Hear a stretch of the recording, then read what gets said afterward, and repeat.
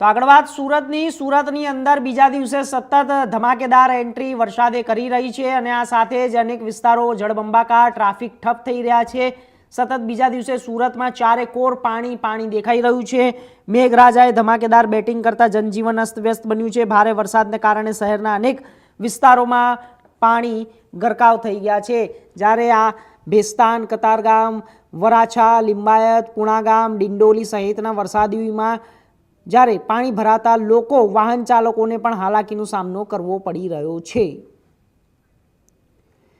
તો આપને જણાવી દઈએ કે ટ્રાફિક જામના દ્રશ્યો પણ જોવા મળી રહ્યા છે।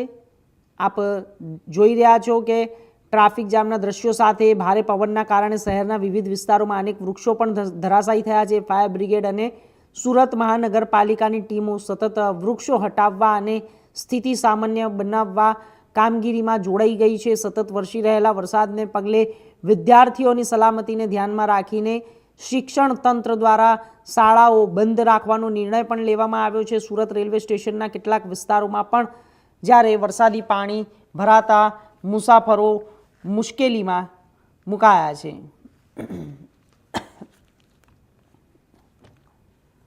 તો આ વિષય પર વધુ માહિતી માટે અમારા સંવાદદાતા રવિ વિંડે જોડાઈ ગયા છે। રવિ, શું છે અત્યારે હાલ પરિસ્થિતિ અને સ્થિતિ શું છે? કારણ કે સતત બીજા દિવસે પણ વરસાદે ખૂબ જ ધમાકેદાર એન્ટ્રી કરી છે, બેટિંગ કરી છે અને આ સાથે જ ચારેકોર વિસ્તારોની અંદર પાણીની અંદર ગરકાવ થઈ ગયા છે। તંત્ર દ્વારા શું કામગીરી કરવામાં આવી રહી છે?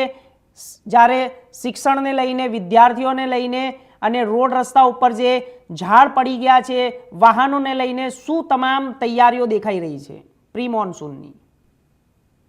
જે હર્ષ જણાવે સતત 2 દિવસથી જ્યારે મેઘરાજાએ મેઘી રહ્યા છે તેને લઈને સુરત તંત્ર હરકતમાં આવી ગઈ છે। જ્યારે સુરતની વાત કરીએ તો સુરતના વરાછા હોય, કતારગામ હોય, ડિંડોલી હોય, લીંબાયત હોય, ઉધના હોય, આ વિસ્તારોમાં સતત પાણી ભરાવાની સમસ્યા સામે આવતી હોય છે અને જે પહેલા જ વરસાદમાં પાણી ભરાવાની સમસ્યા સામે આવી છે। જ્યારે સતત 2 દિવસથી વરસાદ વરસી રહ્યો છે જેને લઈને શિક્ષણ દ્વારા બી મહત્વપૂર્ણ નિર્ણય લેવામાં આવ્યો છે કે સતત 2 દિવસથી પડી રહેલા વરસાદના કારણે જે જનજીવન છે જે ખોરવાયું છે જેને લઈને શિક્ષણ અધિકારી દ્વારા આજે શાળા બંધ રાખવાનો બી નિર્ણય લેવામાં આવ્યો છે। જ્યારે નાના બાળકો જેને લઈને જે પાણી ભરાવાની સમસ્યા સામે આવતી હોય, જે બાળકો જ્યાં રસ્તા પર જતા હોય એને બી ધ્યાનમાં રાખીને શિક્ષણ સમિતિ દ્વારા આજે શાળા બંધ રાખવાનો નિર્ણય સતત અત્યારે બીજા દિવસે લોકો કામે ધંધા જતા હોય અને જ્યારે કામે ધંધા જવા માટે બી લોકો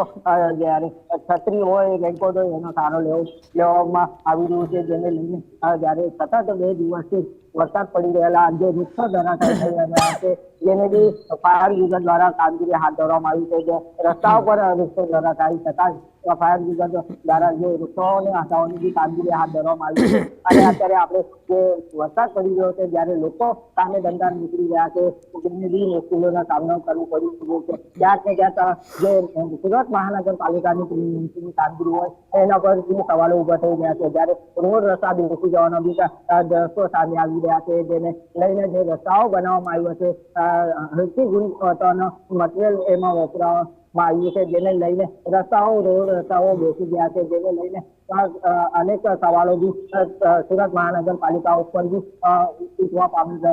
જેને લઈને અત્યારે હાલ સુરત જયારે વરસાદ વિરામ લીધો છે ત્યારે લોકો અત્યારે કામે ધંધા નીકળી રહ્યા છે જેને લઈને બી લોકો વરસાદ રૂક્યું છે જેને લઈને બી લોકો અત્યારે કામે ધંધા નીકળી રહ્યા છે। જી, તો આપનો ખૂબ ખૂબ આભાર માહિતી આપવા